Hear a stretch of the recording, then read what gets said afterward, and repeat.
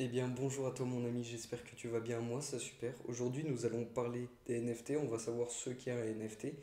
Et pour autant, on va voir qu'il y a différents NFT, différentes catégories de NFT. On va voir tout ça dans la vidéo. Alors, bien évidemment, pour toutes mes recherches, j'ai pris justement un peu partout éparpillé. Je te mettrai quelques sources que j'ai utilisées, mais pour autant, tu verras que les sources ne sont pas complètes. Il faut que tu utilises plusieurs sources pour justement peaufiner tes recherches si tu le souhaites de ton côté. Ensuite, commençons. Alors, les NFT, ce sont des non-fungible tokens. Du coup, c'est l'abréviation en fait. NFT, c'est l'abréviation de non-fungible token. En première catégorie, on pourrait citer les NFT artistiques. Les NFT artistiques, en fait, c'est ta propriété, mais pour autant, il n'y a pas forcément il n'y a pas forcément de quelque chose d'utile qui va être créé grâce à ce NFT. C'est quelque chose que tu peux collectionner parce que tu aimes l'artiste, que l'artiste en a fait, et du coup tu souhaites que ça prenne de la valeur, mais pour autant il n'y a pas d'utilité. Le prix dépend beaucoup de l'offre et de la demande. Par exemple, je ne sais pas, un artiste que tu aimes bien, et ben il a créé des NFT. Je ne sais pas, il en crée 200. Et la demande, il y en a 10 000 qui en veulent. Et bah forcément, ça va impacter le prix. Du coup, vu qu'il y a beaucoup plus de demandes que d'offres, le prix va monter en flèche. Mais ça peut être tout à fait le contraire. Par exemple, un de tes artistes préférés crée 10 000 NFT et pour autant, la communauté n'en veut que 1 500.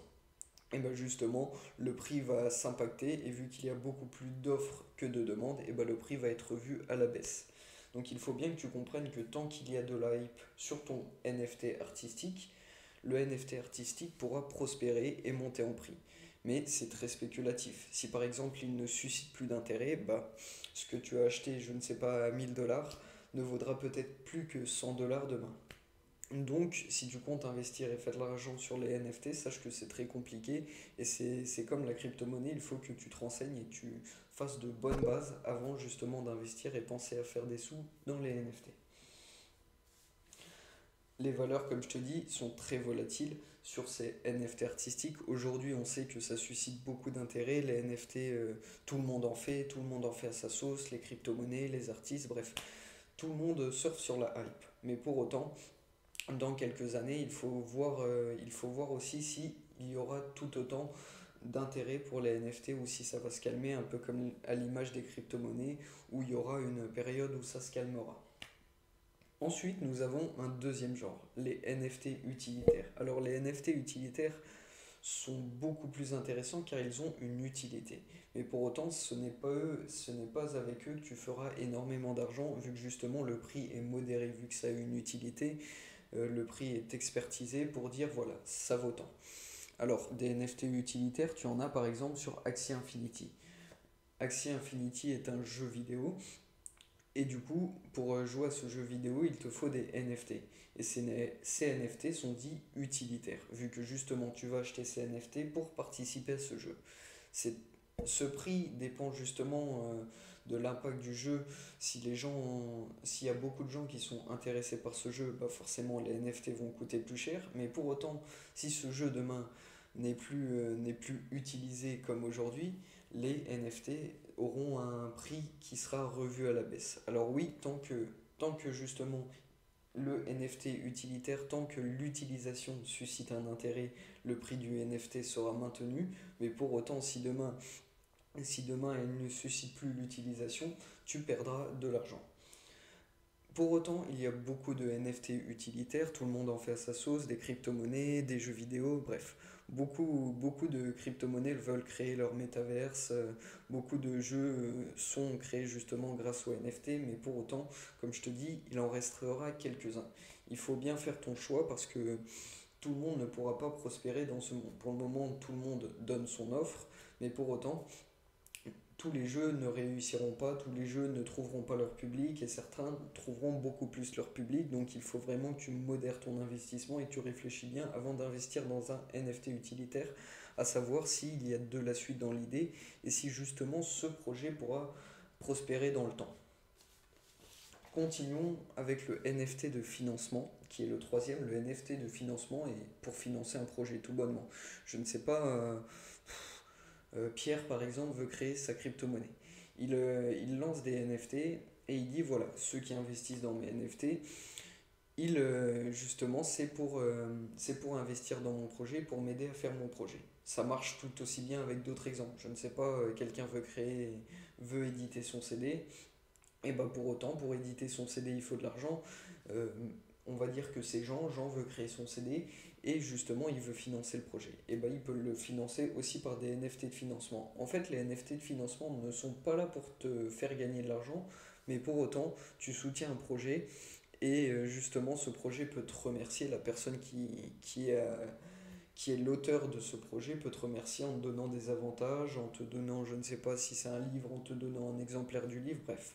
Il peut y avoir des formes de remerciement. Mais pour autant, il faut bien que tu saches que quand tu achètes un NFT utilitaire, c'est surtout pour justement aider ce projet à ta manière. Comment se fabriquent les NFT? Alors j'ai fait une vidéo sur VV, je trouve que elle est vraiment pas mal au niveau des NFT. Euh, pour autant, tu ne peux pas créer, il me semble, sur VV. Mais il y en a d'autres que je vais te citer juste après où tu peux créer tes NFT. Mais en tout cas, VV est important. Pourquoi? Parce que c'est une forme de réseaux sociaux. Les formes de réseaux sociaux, je sais pas, un peu comme Facebook ou peu importe, où tu peux acheter ton NFT et en fait tu peux le diffuser avec tes amis. Par exemple, tu as le profil de tes amis, et ben justement tu montres tes NFT que c'est comme une vitrine en fait. Tu montres tes NFT qui t'appartiennent et cela te permettra d'échanger avec certains qui ont des NFT, montrer tes collections, bref. En gros, c'est plus une vitrine qu'autre chose, mais pour autant, VV a son utilité et dans le monde des NFT, il a quand même une place importante, comme tu le verras si tu regardes la vidéo qui sera juste ici. Ensuite, comment on fabrique ces NFT? Tu peux créer ces NFT par plusieurs manières. Il y a par exemple Photoshop. Photoshop, tout simplement, si tu connais un peu Photoshop, tu peux créer un NFT tout bonnement par Photoshop. Mais pour autant, il existe des trucs simplifiés comme pardon, pas Axie, mais Sandbox. Sandbox qui a une application en fait dans le projet qui te permet de créer ton propre NFT. Tu verras sur d'autres plateformes que tu peux créer tes NFT, mais pour autant c'est un peu simplifié où tu pourras créer ton NFT suivant le cahier des charges du projet. Bien évidemment, tu es plus limité que si tu le crées sur Photoshop. Et du coup, tu verras qu'un NFT est à la portée de tout le monde.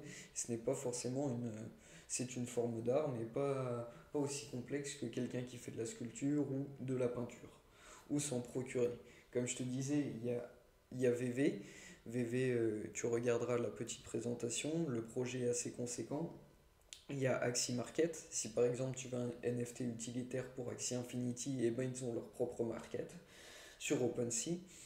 Et ensuite, sur quasiment toutes les cryptos, comme je te dis, vu qu'ils surfent un peu sur la hype, du coup, tout le monde crée un peu ses NFT et il faut forcément faire le tri.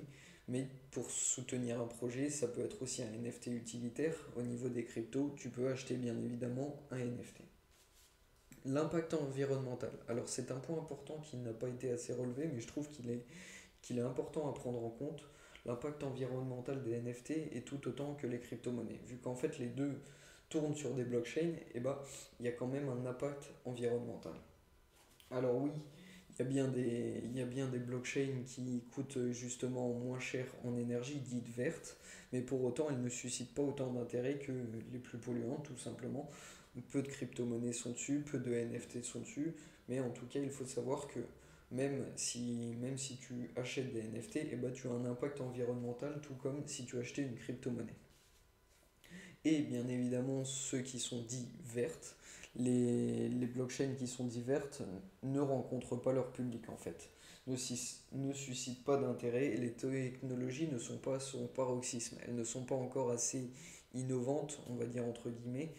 C'est pas réellement le monde de demain de la blockchain. Mais pour autant, il y a énormément de projets qui se font au niveau des blockchains vertes et je pense que demain il y en aura une qui sera meilleure que toutes et qui pourra pallier au manque environnemental que connaissent les blockchains à ce jour. Voilà, j'espère que cette petite vidéo t'aura plu. N'hésite pas à liker, à commenter et à t'abonner si mon contenu te plaît. Je te dis à la prochaine pour une prochaine vidéo.